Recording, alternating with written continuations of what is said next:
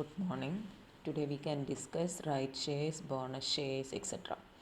Okay, when a company wants to increase its subscribed capital, the existing members have a right to be offered the shares.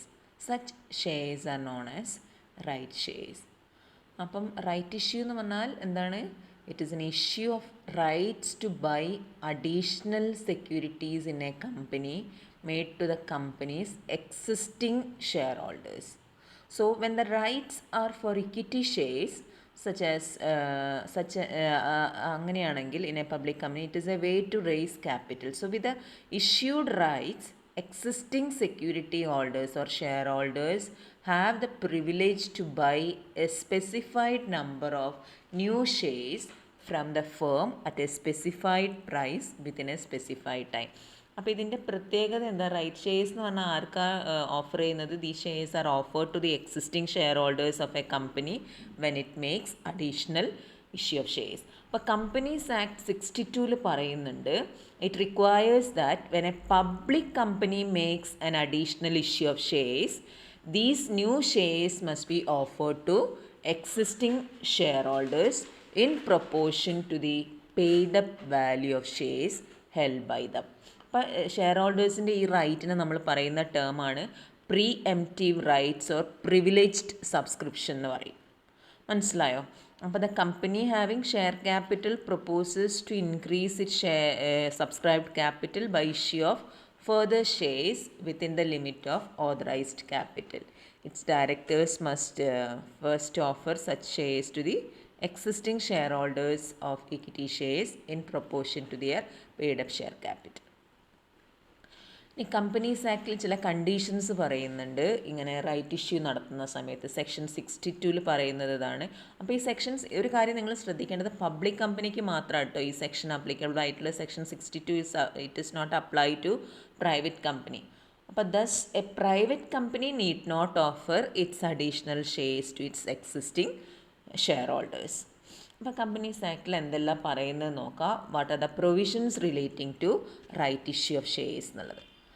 അപ്പോൾ എപ്പോഴും right issue ആർക്കാ കൊടുക്കുന്നത്? It is directly offered to all share holders of record or through broker dealers of record and may be exercised in full or partially. അതായത് ആർക്കാണിത് കൊടുക്കുന്നതെന്ന് പറയുന്നത്? It is given to the existing share holders. അതായത് such shares shall be offered to the existing share holders of equity shares of the company in proportion to their paid up capital. ഇനി വേറൊരു കാര്യം ശ്രദ്ധിക്കേണ്ടത് എന്താണെന്ന് വെച്ചാൽ, എപ്പോഴും right issue ചെയ്യുന്നതിന് right shares will be issued within 15 days notice എന്നാണ് പറയുന്നത്. അതായത് the offer shall be made by notice specifying the number of shares offered and the time within which it should be accepted. അപ്പോൾ such time shall not be less than 15 days and not exceeding 30 days from the date of offer എന്നാണ് പറയുന്നത്. Then despatch of notice പറയുന്നുണ്ട് ഇവിടെ. അതായത് notice shall be despatch through registered post or speed post or through electronic mode to all existing share holders at least 3 days before opening the issue. അപ്പോൾ right issue നടത്തുന്നുണ്ടെങ്കിൽ അത് ഈ notice ഇതിനുള്ളിൽ എങ്ങനെയാണ് despatch ചെയ്യുന്ന മോഡാണ് പറയുന്നത്? Registered or speed post or through electronic media. Then right of renunciation. Share ഹോൾഡേഴ്സിന് അവർക്ക് കിട്ടിയ ഈ ഓഫർ എന്ത് ചെയ്യാനുള്ള റൈറ്റ് ഉണ്ട് എന്നാണ് പറയുന്നത്? ദേ ക്യാൻ എന്താ പറയുക, ക്യാൻസൽ ചെയ്യാൻ വേണമെങ്കിൽ. Unless the articles of the company otherwise provide, the offer aforesaid shall be deemed to include a right to exercisable by the person concerned to renounce the shares offered to him or any of them in favor of any other person, and the notice contain a statement of this right. ഇതിനെയാണ് renunciation of rights എന്ന് പറയാം. അപ്പോൾ renunciation of rights എന്ന് പറഞ്ഞിട്ട് എന്താണ്? The share holders have the right to renounce the whole or part of the right shares in favour of third party. ഇനി directors power എന്താണെന്ന് നോക്കാം.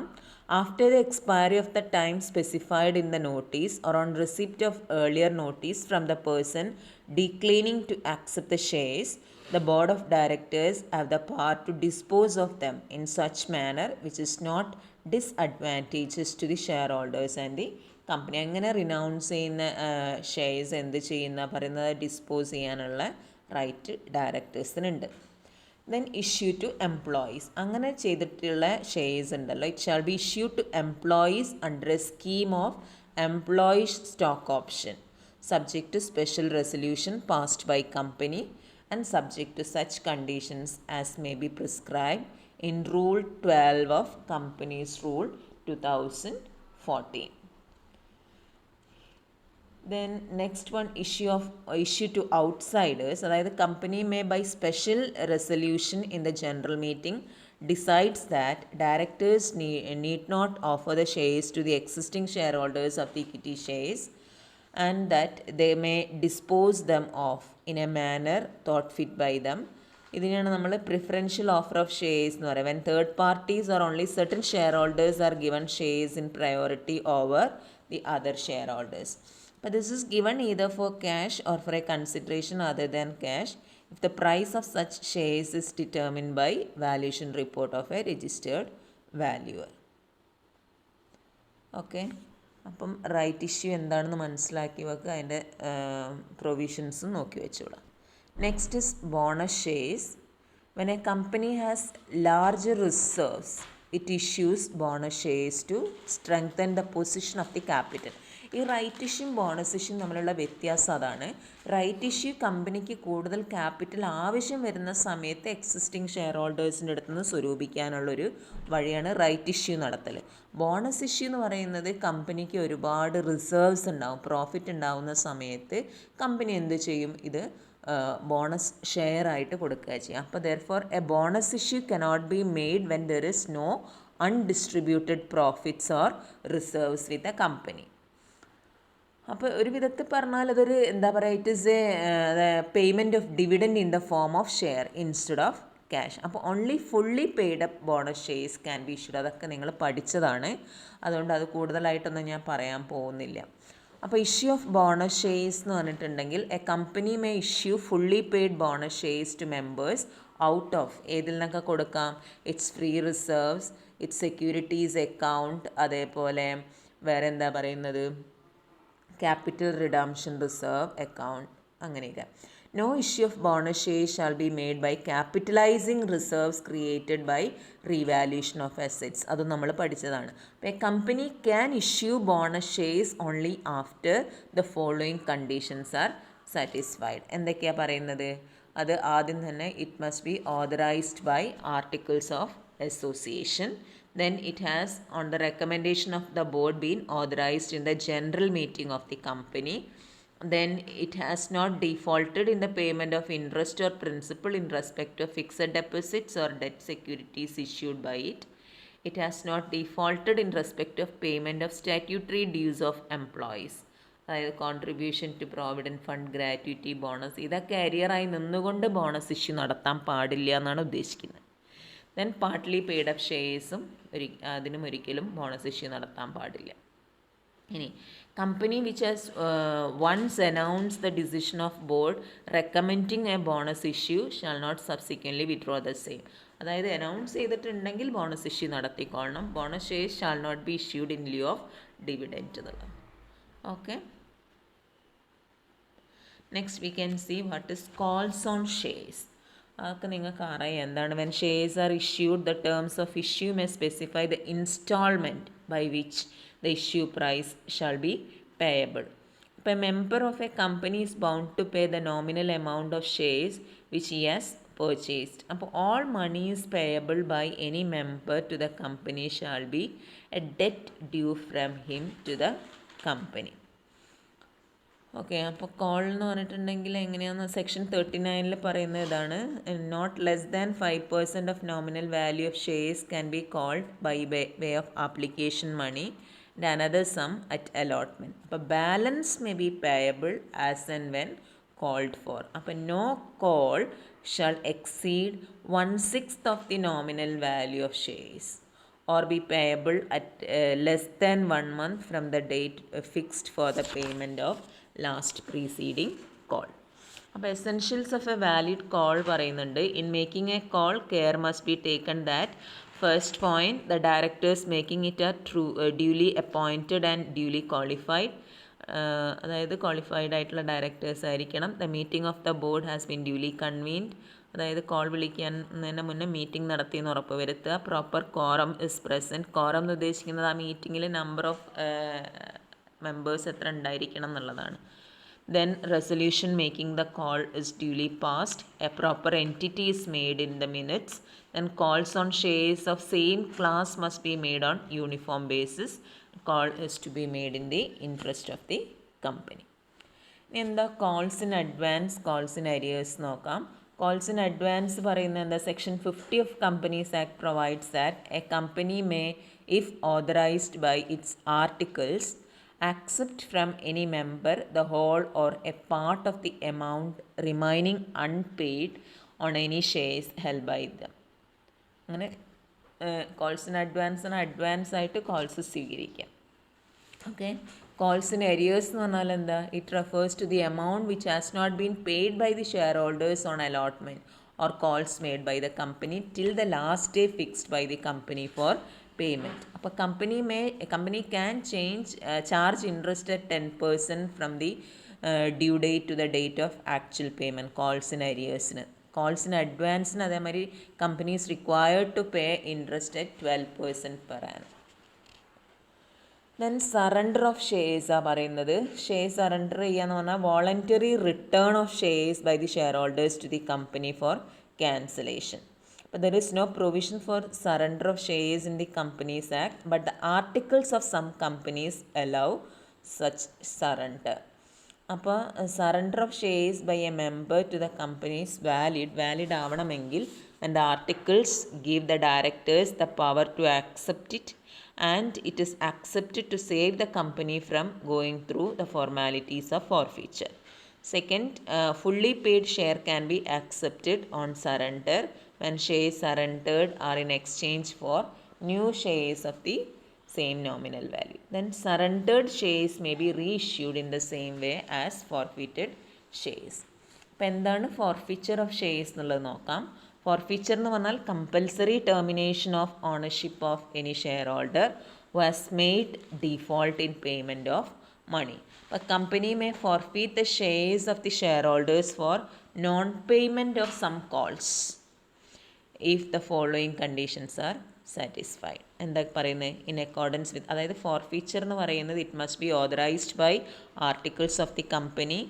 നോട്ടീസ് കൊടുത്തിരിക്കണം. Before shares can be forfeited, company must serve A notice to the defaulting share holders requiring payment of the call as unpaid together with interest. ആ notice must give not less than 14 days time from the date of serving of notice for payment of dues എന്നാണ് പറയുന്നത്. അതായത് കൊടുക്കാനുണ്ടെങ്കിൽ notice അയച്ചിട്ട് 14 ദിവസം wait ചെയ്യണം, അവർ തരുന്നോ ഇല്ലയോ നോക്കിയിട്ട്, എന്നിട്ടേ ഫോർഫീറ്റ് ചെയ്യാൻ പാടുള്ളൂ. Then resolution of the board. If defaulting shareholders does not pay the amount within the specified time as required by the notice, directors must pass a resolution forfeiting the shares. And then power to forfeit shares must be exercised by directors in good faith and for the benefit of the company എന്നാണ് പറയുന്നത്. ഇനി cancel ചെയ്യുന്നതോട് കൂടിയിട്ട് എന്താണ് അതിൻ്റെ effect നോക്കാം. Cessation of membership, അതായത് a person who shares have been forfeited ceases to be a member in respect of the forfeited share. അതോട് കൂടിയിട്ട് ഓണർ അല്ലാതെയാവുക ചെയ്യുന്നത്, ഫോർഫീറ്റ് ചെയ്യുന്നതോട് കൂടിയിട്ട്. ദെൻ സെസേഷൻ ഓഫ് ലയബിലിറ്റി, അതായത് liability of the person whose share have been forfeited ceases if and when the company receives payment in full of all such monies in respect of the shares. Liability as past member, അതായത് former holder shall remain liable as a past member to pay call if liquidation taken place within 1 year of the forfeiture. അവിടെ ഒരു liability വരുന്നുണ്ട്. Then property of the company. On forfeiture the forfeited shares become the property of the company. ഇനി അങ്ങനെ forfeit ചെയ്ത് property ആയി വെച്ചിരിക്കുന്ന shares വേണമെങ്കിൽ എന്ത് ചെയ്യാം? റീഇഷ്യൂ നടത്താം. അപ്പോൾ റീഇഷ്യൂ എന്ന് പറഞ്ഞിട്ടുണ്ടെങ്കിൽ എന്താണെന്നുള്ളതാണ് നമ്മൾ നോക്കാൻ പോകുന്നത്. റീഇഷ്യൂ ഓഫ് ഫോർഫീറ്റഡ് ഷെയർസ് എന്ന് പറഞ്ഞാൽ എന്താ? Forfeited shares may be sold or otherwise disposed of on such terms and in such manner as the board thinks fit. അപ്പം forfeited shares are transferred in the name of the buyer and public notice is given stating the shares are forfeited on account of non-payment of calls. But the buyer name will be put on the register of members and a new certificate will be issued in favor in respect of those shares. അപ്പോൾ ഈ ഫോർഫീച്ചറും സറണ്ടറും തമ്മിലുള്ള വ്യത്യാസം എന്താണെന്ന് വെച്ചാൽ, forfeiture എന്ന് പറയുന്നത് it is compulsory action taken by the company. അതായത് ഇപ്പോൾ ഒരു ഷെയർ ഹോൾഡർ വീഴ്ച വരുത്തിയിട്ടുണ്ടെങ്കിൽ, if he makes default in the payment of calls, company ഒരു കമ്പൽസറി ആയിട്ട് എടുക്കുന്ന ഒരു ആക്ഷനാണ് ഫോർഫീച്ചർ. നേരെ മറിച്ച് സറണ്ടർ എന്ന് പറഞ്ഞാൽ എന്താ, it is the voluntary act done by the share holder either to avoid forfeiture of shares or to exchange shares to new shares.